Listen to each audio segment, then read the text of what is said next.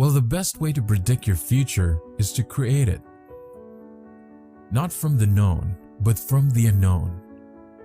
And that void, that unknown, is a perfect place to create from. Now, why is this dangerous? Because when you're living in survival 70% of the time, there's better chances in survival from running from the unknown than embracing the unknown, right? If there's a predator out there, you hear something around the corner and you can't see it.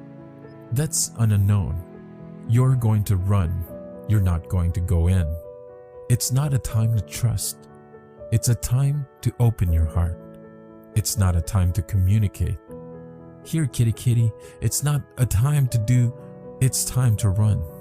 You'll never trust the unknown in that state. So if people are living in this emotional states of survival, they're never going to want to step out into the unknown because they can't predict the future. So they'll rather hold on to what they have. Turns out that those emotions of stress are highly addictive. They give us a rush of adrenaline rush of energy. And so people use the problems and conditions in their lives to reaffirm their addiction to that emotion so they can remember who they are as somebody. So then if your thoughts can turn into stress response, and the stress chemicals are addictive, that we become addicted to our own thoughts. So then stepping out into the unknown word, that where true greatness happens, because that's what a person begins to say. What thoughts do I want to fire and wire in my brain? What behaviors will I want to demonstrate in my new life? Can I rehearse them in my mind? And the mere process of mental rehearsal demonstrate in my new life. Can I rehearse them in my mind? And the mere process of mental rehearsal is just neuroscience now begins to install the circuits in your brain to look like the experience has already occurred. You're priming your brain into a map of the future instead of the record of the past. And then the true person who is in the process of transformation will say, can I teach my body emotionally? What is the future going to be like? Can I begin to embrace the joy of my new life and their body? Is their unconscious minds begin to believe it's the future instead of the past? Now, that process is not an overnight process. We don't jump from the old self to the new self. It requires that continuous process of changing our biology.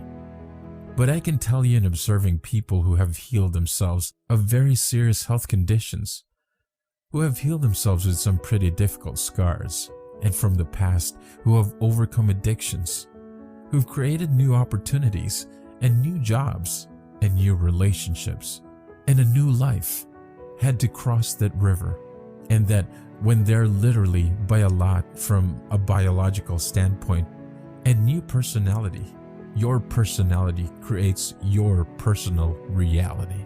That's it. And your personality is made up of how you think, how you act, and how you feel. So the present personality who's sitting here today has created the personal present reality called their life. Which means then, if you want to create a new personal reality, you got to change your personality. And that means you got to start thinking about what you've been thinking about and change it. Look at your unconscious habits and behavior, what you have to say, and become conscious of it, and change them, and look at the emotions that have kept you anchored in the past, and decide if those emotions belong in your future.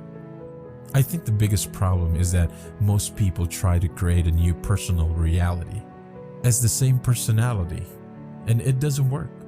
So then as we begin to demystify this, the person starts to say, oh my God, the disease I have is because it's connected to this personality.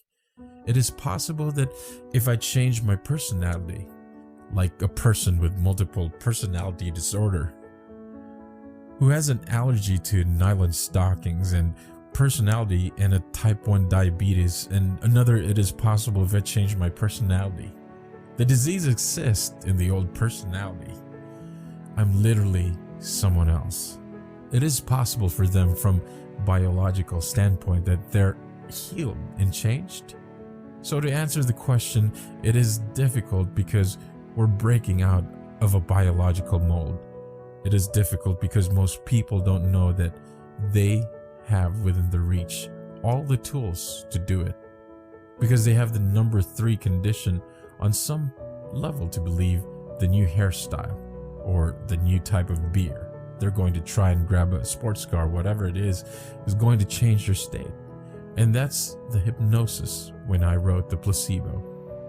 The biggest thing that I walked away after writing that book was how hypnotized and programmed we really are.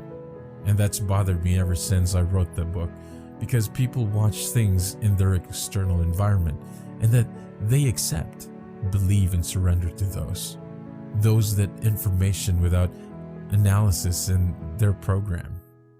And so when you and I start waking up and saying no to those programs, and we start to think that maybe a little bit more unlimited than we've given credit for, and it's not driven for profits or self-interest, but people start to wake up and say, hey, I healed myself of this condition. I healed myself Parkinson's. I healed myself of lupus. I've healed myself of cancer. I've healed myself of rheumatoid arthritis. I've healed myself of chronic pain. I healed myself of food allergies. Hey, I was abused as a child. Yeah, that's right. I was beat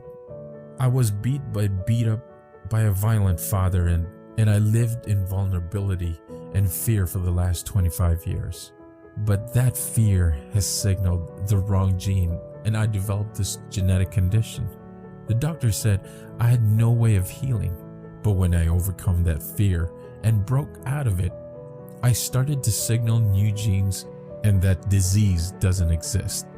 Let me tell you, you listen to that woman's story, and you listen to all the trials she had gone through, and how she overcame herself, and she reached a place of such wellness and self-satisfaction that she could care less if she had the disease. And that's the moment that went away. And you listen to that story, it's going to give you permission on some level that it's possible for you to do the same.